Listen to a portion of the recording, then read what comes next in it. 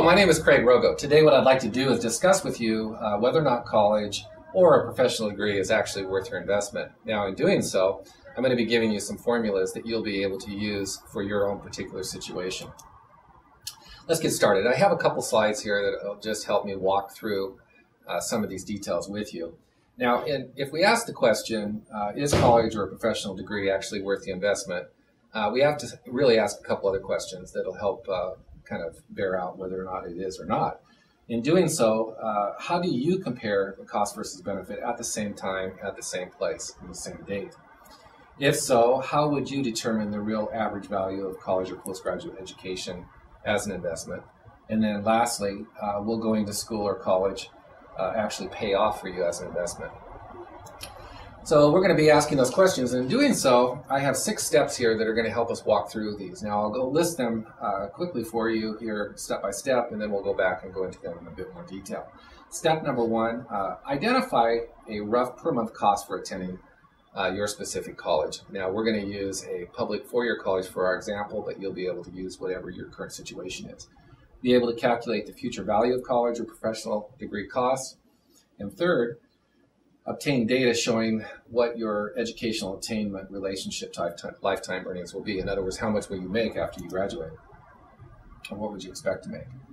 Step 4, determine the potential average lifetime gains related to your career that you're evaluating. Step 5, be able to calculate the net present value of increased earnings due to your particular college or professional school that you attended. And then lastly, step number 6, determine the real average investment value of your college or postgraduate degree. So step number 1. First step, again, is to estimate your monthly cost for attending that particular university or that college. And you'll see here that I have chosen a public four-year college. And I have some data here that you'll be able to go to later if you chose to actually see what they estimate those costs to be. But let's just understand that we're looking at tuition for 4 years, which is 8 semesters, and that comes out to be about $9,000 per year. Now, some of you might say that your particular college is either more or less. This is very conservative numbers for today's values.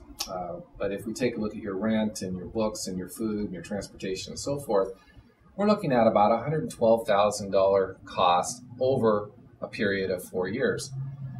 That breaks down to about $2,350 per month. Now, step 3, while we have our cost for going to college, what we need to do is determine now the future value of that cost. So in other words, we are estimating the cost today, but what will the value of that amount be in the future? So if we look at $112,000 and we look at it in future value, what do we have? Now, those of you that aren't mathematicians, this might be a little bit intimidating to you, but for those of you that are, it'll probably make a lot of sense. Otherwise, you can always go online and find a financial calculator and plug in these values. P equals 0, I equals 1%, N equals 48. Your payments would be $2,350, and that would end up meaning that your future value right here would be $143,873. Now this is the generic formula. This is the formula here with the values placed in it. The important thing to realize is that $112,000 is actually costing you $143,000. Now step 3, we just need to determine, when I do graduate from college or that professional degree program, how much can I expect to earn? Now, if you take a look at the U.S. Census Bureau statistics, you can see that on average, if you don't graduate high school, you are estimated to make about $1 million. If you have a professional degree, you could make on average as much as $4.5 million over a 40-year period. And again, there's a lot of variations within these categories, but at least it gives you some place to at least start from. Now, for our purposes, we're going to choose the bachelor's degree program. And in the bachelor's degree program, on average, you could expect to make about $2.1 million today. Now, we're going to be asking a question really quickly. What does that mean in 40 years to the value today, right? But if we take a look at that, and now this is probably the most intimidating slide we have, but we could see that if we calculate the present value of increased earnings due to that college, what we have is this.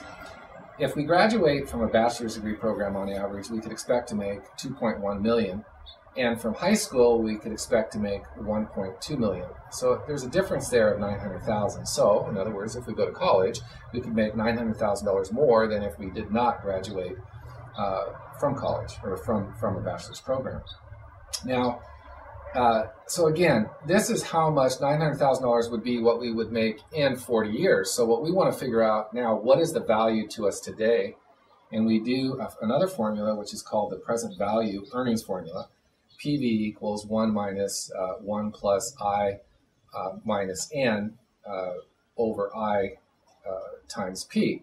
Now, what this breaks down to, and again, if you like math, this is great. You can put your values in here and be just, having a great time. If not, you can go back and get online and find a financial calculator and it'll do it for you. But the important thing here is to realize is that $900,000 really computes to a present value of $185,920 that we would make. Now let's figure it out. Is it worthwhile? Well, if we invest $143,873 to make $185,920, is it worthwhile? Well, yes, $42,047, so it's beneficial. So, what did we learn? All right, we learned that when you're trying to calculate the true value of college or a professional degree, you need to incorporate the cost versus the benefits at the same time, at the same place and date, which includes the present and future values. Now, in this particular review, it does show that investing in education from a public four-year college is a good value with our data. Now, go to our website and see another study that we have done with actually comparison of a private college, and you'll see that it was not nearly as beneficial.